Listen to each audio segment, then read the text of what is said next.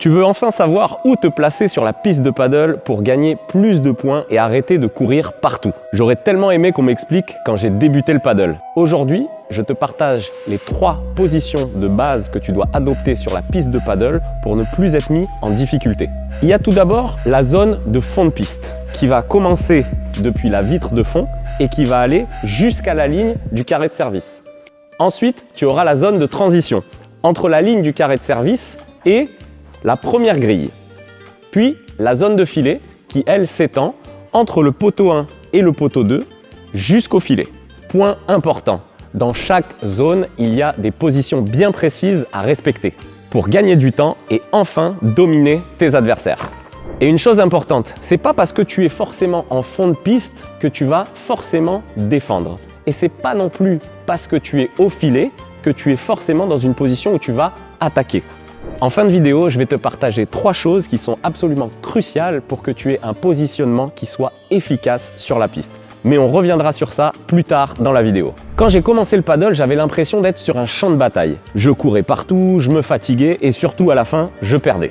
Jusqu'au jour où l'un de mes entraîneurs de paddle m'a dit « Le paddle, ce n'est pas de courir vite et de courir n'importe où, mais c'est d'être placé au bon endroit, au bon moment. » En fait, c'est comme un jeu d'échecs. Chaque déplacement compte. Et ce sont ces positionnements qui ont changé ma façon de jouer et qui, j'en suis sûr, vont changer la tienne.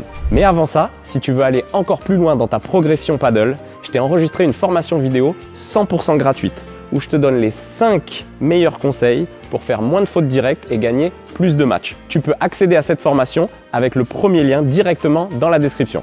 Mais revenons donc à notre position sur la piste. Imagine, plus de balles que tu laisses passer bêtement. Plus de déplacements inutiles et fini les embrouilles avec ton partenaire car au final, personne n'a été chercher cette balle au centre. Tu n'as pas besoin d'être le plus rapide ou même le plus aisé au niveau de ta technique. Si tu respectes les positionnements de base sur la piste, tu vas te sentir plus en maîtrise, avoir plus de contrôle car tu auras plus de temps. Voici donc les 3 conseils que tu dois absolument retenir si tu as envie de changer ton jeu.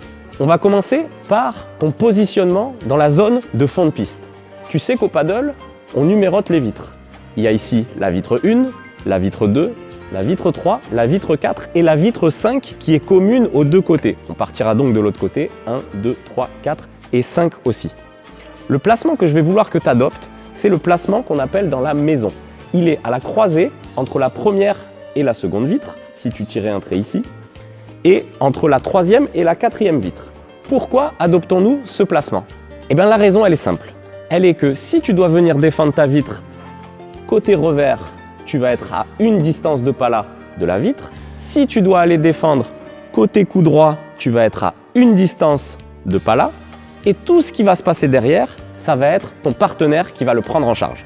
Et enfin, la question que tu as en droit de te poser, c'est pourquoi dans la profondeur, je vais me situer au niveau du croisement entre la vitre 1 et 2 et non pas plus proche de la ligne ou plus proche du fond pour justement avoir toujours la balle devant moi. La raison est très simple. Si tu es trop près de la ligne, tu vas te retrouver avec des balles dans les pieds, ce sera dur à défendre. En plus, si les joueurs te jouent dans le dos, une balle qui va mourir sur la vitre, tu auras du mal à venir la chercher et la défendre.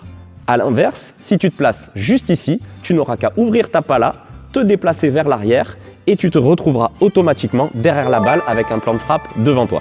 Bien évidemment, comme tu peux le voir, pense à préparer ta pala au niveau du genou pour pouvoir défendre des balles basses. Car normalement, si tu es en défense, au fond de piste, tes adversaires sont eux au filet et essayent de te garder au fond de la piste.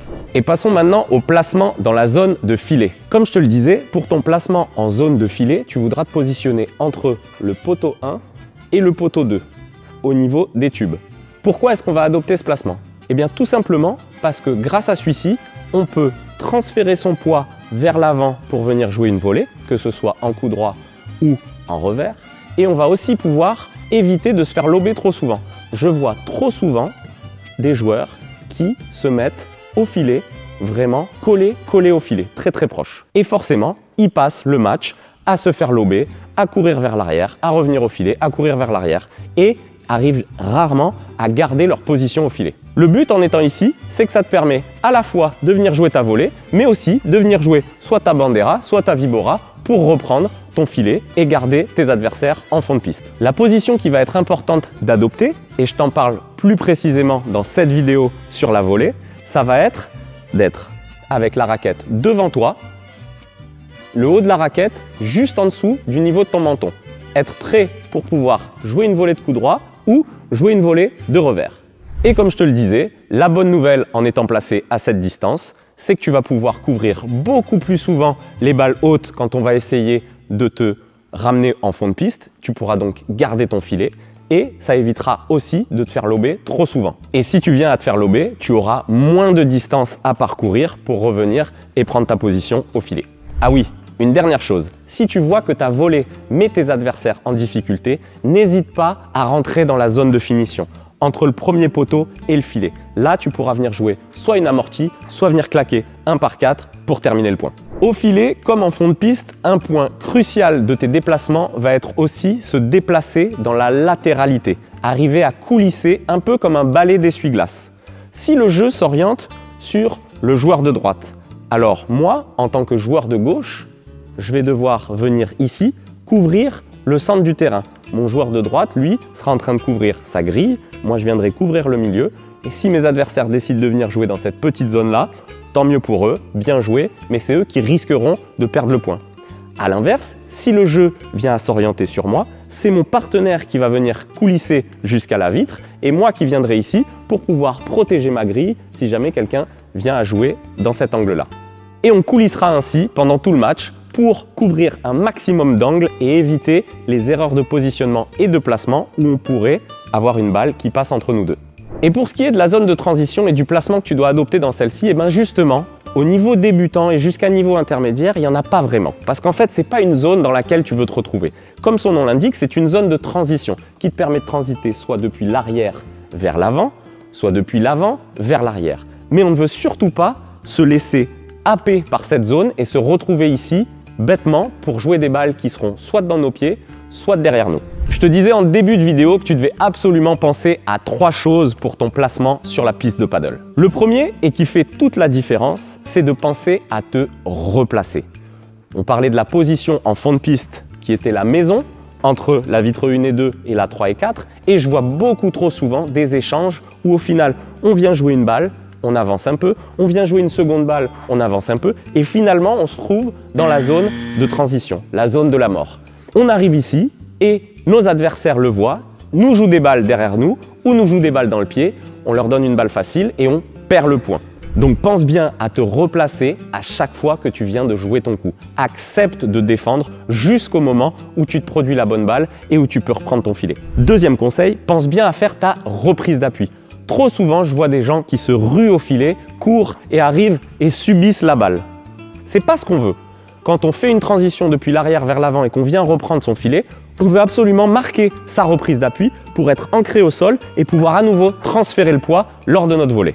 Et bien évidemment, pas besoin d'une grande préparation à la volée. Au contraire, prépare toujours devant toi et c'est ton poids qui va venir mettre de la force dans la balle. Et enfin, troisième et dernier conseil que tu dois absolument appliquer, pense à toujours être orienté vers le jeu. Si le jeu est orienté dans cette diagonale, je vais avoir mes pieds et mes épaules qui pointent vers ce joueur.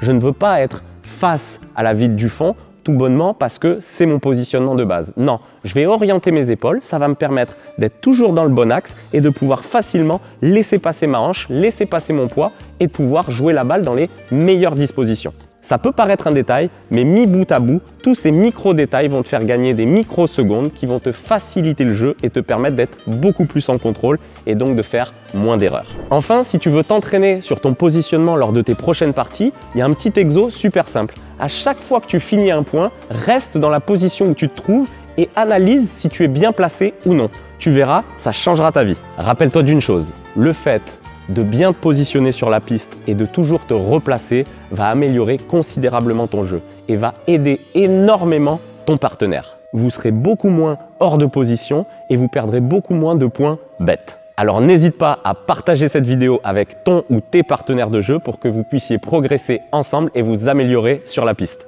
Et maintenant que tu sais où te placer sur la piste, imagine si tu pouvais être beaucoup plus impactant dans tes volées. Enfin arriver à déplacer tes adversaires à ta guise et ne plus subir aucune balle. On s'en parle juste ici si tu as envie de passer à un niveau supérieur au niveau de tes volées.